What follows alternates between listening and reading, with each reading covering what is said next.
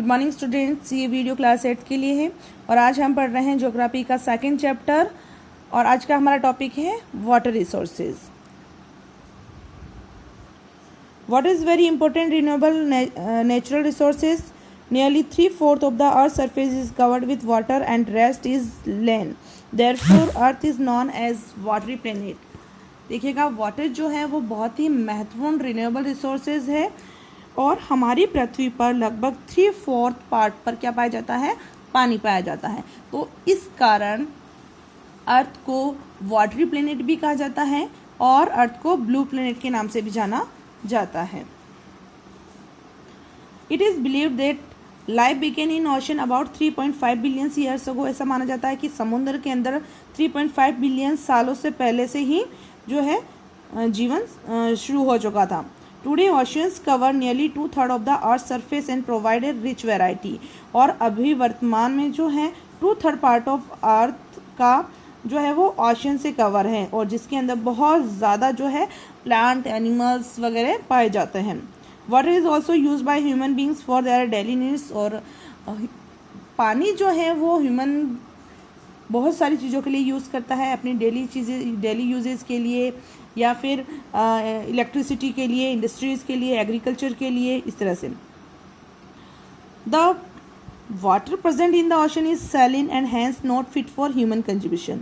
अब समुद्र के अंदर पाए जाने वाला पानी जो है वो क्या है? सैलिन वाटर है, तो वो उसका हम कंज्यूमेशन नहीं कर सकते। Fresh water present on the earth is about 2.7% and nearly 70% of the water is in the form of glacier and ice sheet. अब लगभग 2.7% वाटर ही क्या है? फ्रेश वाटर है जिसका हम यूज़ कर सकते हैं और बाकी जो इसका 70% अगर हम देखें तो वो आइस शीट के रूप में या ग्लेशियर के रूप में जमा हुआ, जैसे ग्रीनलैंड है, अंटार्कटिका है, यहाँ पर ये जमा हुआ है और जिसका यूज़ नहीं होता है। तो बचा कितना? रेस्ट ऑफ 1% बचा और 1% जो है वो ग्राउंड वाटर के रूप में पाया जाता है, जैसे कि रिवर है, लेक है, इस तरह से ये पाया जाता है। तो हम सिर्फ ओनली 1% वाटर का ही हम यूज़ करते हैं। Water used by human beings is not only used for drinking and washing, but various other purposes such as agriculture, industries, generating hydroelectricity through reservoir or dams. As the population is increasing, demands for food, cash crops, timber, etc. is also rising. Urbanization and improving the living standard are the important factor leading to shortage in supply of fresh water, either due to drying up water sources or pollution of water. अब जो है human जो है वो बहुत ज़्यादा पानी का यूज़ कर रहा है ना। अब जितने ज़्यादा लोग होंगे तो पानी का यूज़ भी करेंगे, पॉपुलेशन ज़्यादा बढ़ रही है ना, तो पानी की नीड भी बहुत ज़्यादा बढ़ रही है।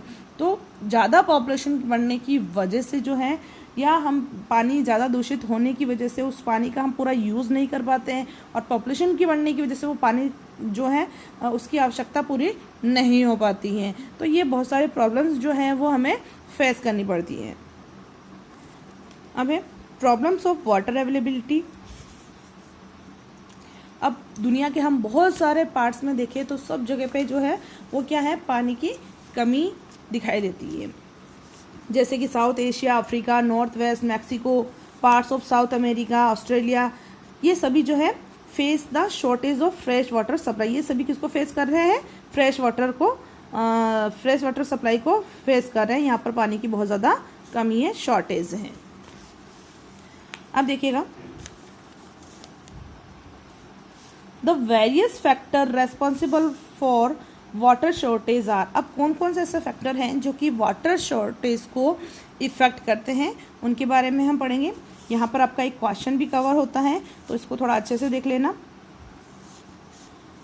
फर्स्ट पॉइंट है, rise in population has lead to increase in demand for water mainly for industry, agriculture and domestic purpose.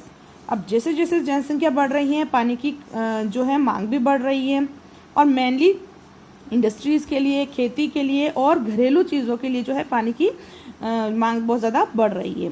Ground water can be used by human beings but the excessive pollution due to chemical fertilisers and pesticide had made it unfit for consumption. अब देखो ground water में पाया जाने वाला पानी, जिसे हम सबसे ज़्यादा यूज इसी को कर रहे हैं हम, लेकिन जो ह्यूमन बींग्स के द्वारा बहुत ज़्यादा पॉल्यूशन बढ़ाने की वजह से ये पानी जो है पॉल्यूटेड हो गया है और इसे हम कंज्यूम नहीं कर सकते, ये हमारी सेहत के लिए सही नहीं होता है। तो ये भी एक शॉर्टेज है, पानी की शॉर्टेज का कारण बनता है। थर्ड है rivers and lake are contaminated due to discharge of untreated sewage, dumping of industrial waste, household garbage etc. अब नदियाँ और झीलें भी क्या होती जा रही है, दूषित होती जा रही है, कंटेमिनेटेड दूषित होती जा रही है। क्यों दूषित हो रही है? क्योंकि सीवरेज का पानी जो है, घरों से निकलने वाला गंदा पानी जो है ना, और इंडस्ट्रियल वेस्ट जो है, फैक्ट्रियों का पानी जो है वो किस में छोड़ा जा रहा है, रिवर्स और लेक के अंदर छोड़ा जा रहा है। तो उसकी वजह से वो क्या रही है, नदियाँ और झीलें भी दूषित हो गई है। Then next in uneven distribution of rainfall and precipitation in different seasons and different parts of the world. अब जो बारिश जो है वो कई जगह पर बहुत अच्छी होती हैं और कई जगह पर बहुत ही कम होती हैं। तो अनइवन डिस्ट्रीब्यूशन की वजह से भी तो वाटर की शॉर्टेज होती है। देन लास्ट है wastage and careless use of water by human being has lead to shortage of water throughout the world. अब पूरी दुनिया में जो है लोग क्या करते हैं, पानी को वेस्ट कर रहे हैं, है ना, और बहुत केयरलेसली इसका यूज़ करते हैं। जैसे हाथ धो रहे हैं तो नल को खुला छोड़ दिया, कुछ और ब्रश कर रहे हैं, है ना, तो नल खुला छोड़ दिया, नहा रहे हैं तो शावर से नहा रहे हैं, गाड़ी धो रहे हैं। तो इस तरह से पानी का बहुत ज़्यादा एक्सेसिव यूज़ करने की वजह से जो पानी की शॉर्टेज होती जा रही है। तो ये कुछ इसके फैक्टर, रेस्पॉन्सिबल फैक्टर थे वाटर शॉर्टेज के। अब हम पढ़ेंगे management and conservation of water resources. और हम किस तरह से जो ये पानी की जो कमी जो हो रही है उसे हम किस तरह से बचा सकते हैं, हम इसके लिए क्या कर सकते हैं।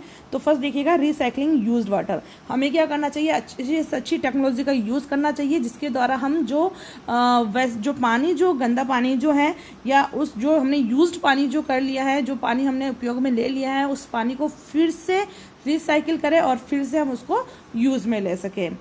ठीक है। देन सेकेंड है rain water harvesting. Rain water harvesting ये होता है कि बारिश का पानी जो है वो हमारी छतों पे से होता हुआ सीधे ऐसे गड्ढों वगैरह में, नालियों वगैरह में बहकर चला जाता है। तो इसके लिए हमें क्या करना चाहिए, जो है अपने घर के आंगन वगैरह में से गड्ढा बनाकर, कूद बनाकर उसमें वो पानी को अपने छत का जो पाइप जो है उससे जोड़ना चाहिए, ताकि जो पानी जो है वो उसमें जाए और ग्राउंड वाटर जो है वो रिचार्ज होता रहे। ठीक है, तो ये होता है rain water harvesting. Then third है एफॉरेस्टेशन। हमें ज़्यादा से ज़्यादा क्या करना चाहिए, पेड़ों को लगाना चाहिए, क्योंकि पेड़ जो है वर्षा का कारण होता है। तो इसलिए एफॉरेस्टेशन जो है वो क्या है, वाटर कंजर्वेशन का एक बहुत ही अच्छी मेथड है। Then proper irrigation. Proper irrigation में क्या होता है कि किसानों को ये पता होना चाहिए कि कौन सी फसल के लिए कितने पानी की आवश्यकता होती है और उसके अनुसार ही फसल को उसके अकॉर्डिंग ही पानी देना चाहिए। और स्प्रिंकलिंग सिस्टम को भी अपनाना चाहिए, जिसे बूंद बूंद सिंचाई प्रणाली कहते हैं, जिसके द्वारा पानी जो है ज़्यादा वेस्ट ना हो सके। ठीक है।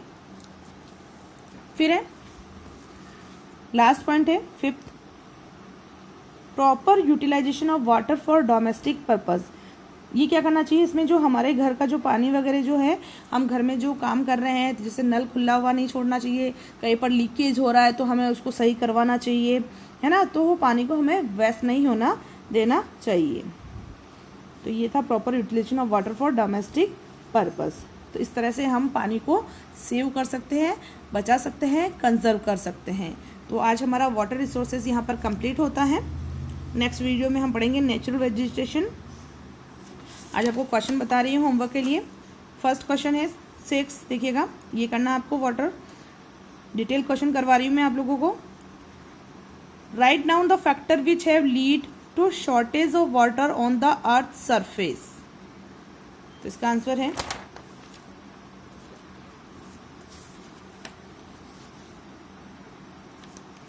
यहाँ से, ये भी मैंने आपको समझाया था कि ये आपका क्वेश्चन बनेगा यहाँ पर। तो ये आपको स्टार्ट करना है यहाँ से, the various factor responsible water shortage, और से लेके यहाँ तक, यहाँ से आपको नोट करना है। अभी समझाया है मैंने आप लोगों को, जल्दी से नोट कर लो।